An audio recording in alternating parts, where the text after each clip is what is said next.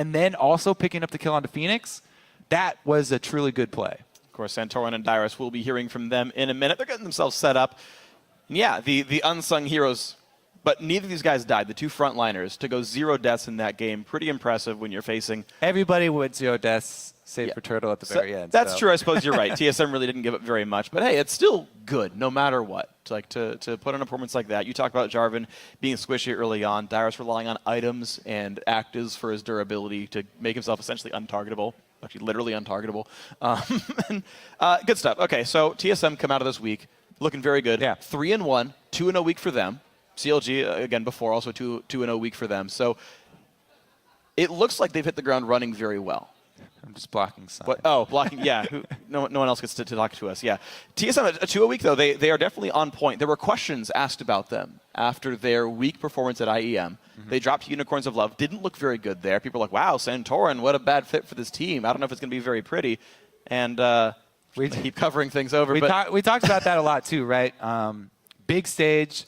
You can tell sometimes the type of flaws in a jungler's play when they're really timid and unwilling to take risks. It really does kind of snowball very quickly if your jungler is unwilling to take risks because the enemy can take advantage of it. But man, kept up with Nunu in the Vision War. That's pretty much all that you can ask of Jarvan in this situation. Absolutely great by Santorin. Seems to be a good fit for TSM. And TSM hitting the ground running first place right now in North America. For now, we're going to send it over to the analyst desk for a word with TSM's new jungler, and they're rocking the top lane.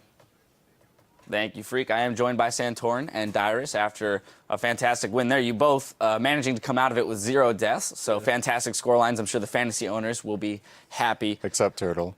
except Turtle. No, yeah, you too. Turtle, we know him. He goes a little wild sometimes, so it's expected to be expected. I want to ask immediately off the bat, Santorin, I think it's interesting to get the players' insight for where they feel was the turning point in the match. So at what point during the game did you feel like this is our game to lose? You know, like we have a handle on it. I feel like already from the start, as long as we didn't make any early game mistakes, then we would just like basically just outscale them because I felt like our comp was just stronger. So we just like played it safe, got the vision control, and then just wanted to siege mid. Now you had a bit of a late game comp though with the Tristana, and it was obvious that you guys wanted to avoid these straight up 2v2, so much so that you even had the recall, like walk into lane, recall, and go top. Was that a little bit worrisome though, the fact that you were taking, a minute of time to readjust your strategy, Dyrus? It was, but Turtle made a calm decision. It's like, guys, I can't lane against Piglet early on, and I'm going to go top. And I'm like, all right, I think that's good. That way we stick to our plan. He's a little bit more behind than he should be, but then you just stick to the plan. And then we ended up winning in farm anyways, so it worked out. You guys you managed to secure a very early lead, used that. You invested in 2 Doran's rings as well as a Morel and Omnicom. Bjergsen did the same thing, even elixired up only about, 18 minutes into the game, and you guys grouped for this huge kind of siege push. Did you feel like you were under the clock for some reason, that you needed to push that hard, or just like that was the best decision in that time? So we wanted to make sure we're not playing too scared, but playing towards our comp. There's a certain power spike within the game depending on like which champion, like let's say Rumble gets Sork boots, that's a power spike. Content Guys, power spike. Leandries, like certain item power spikes is when you can play more aggressive. And of course we don't want to play scared all game because then the fans get bored too.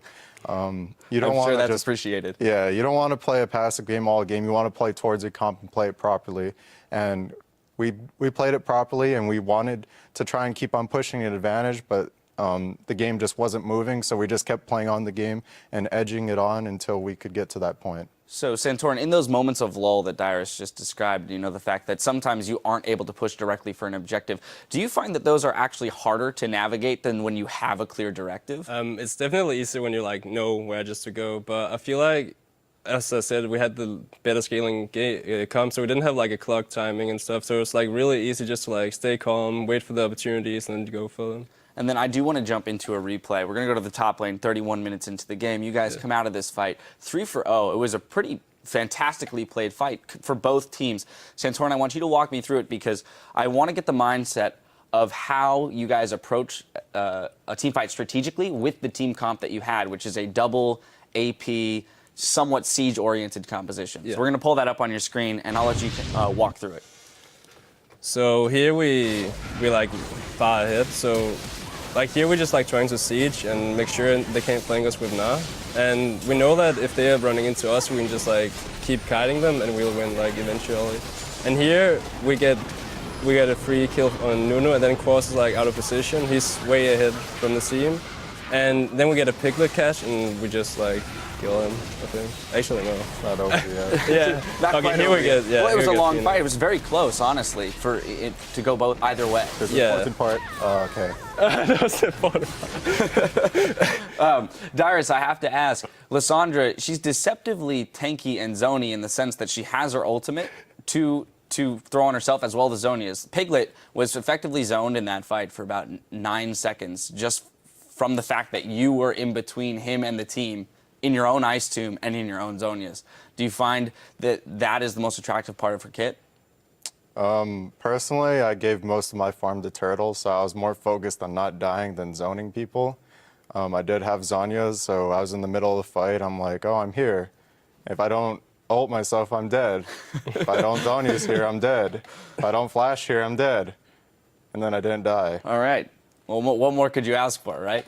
Santorin, a slightly different route here. I do want to talk about, you've received some criticism from the public or other people about the fact that you are seen as a puppet, rather, for Bjergsen in the mid lane. That if given the opportunity, you will find your way to the mid lane to help him out.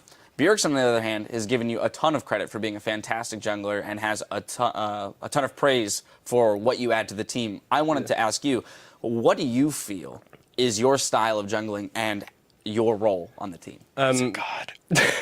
In the start, like when I was back in Europe, I was more like the carry jungler. I really wanted to make the big plays and stuff. But then when I joined TSM, and I just felt like the team will carry me as long as I make sure they are safe in the early game. And then we just like play for vision, and then Bjergsen and Turtle will like carry later on. So I feel like it's like I just want to take the supportive style and make sure Bjergsen doesn't get behind and stuff like that. All right, and Dyrus, this has to be brought up. You guys now move into first, tied with CLG. So it's kind of the re-emergence of the very old CLG TSM. Oh, boy. Yeah, so I have to ask you, what are your feelings of that? I mean, one, it's got to feel good just to be back at the top of the standings early in the split and have asserted some dominance. But you're also finding yourself as the member of the team who's been around since that era. What's that feel like? Well, other than sending Liquid back to 4th place, I think CLG and TSM at the top, just like Season 1 and 2, it would be a really nice rivalry this time around. Didn't really expect much of them the last couple of years, but this year I think they have a really, really good chance, and they're actually good this year. All right, and then my final question to you, Dyrus, is the inspiration behind the John Cena stuff with you and Lustboy. Where is that coming from, and are you actively coaching him into doing this kind of stuff? So Lustboy, he does a lot of memes and a lot of things around the internet. He knows more than we do ourselves, and he's Korean. So it first originated from Soda Poppin' stream.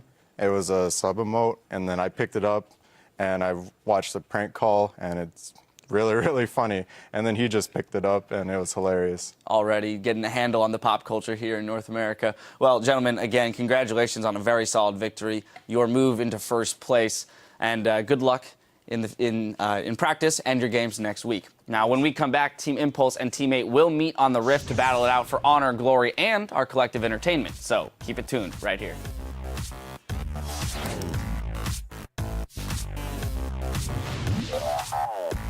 If we beat TSM, tonight I buy food. Okay?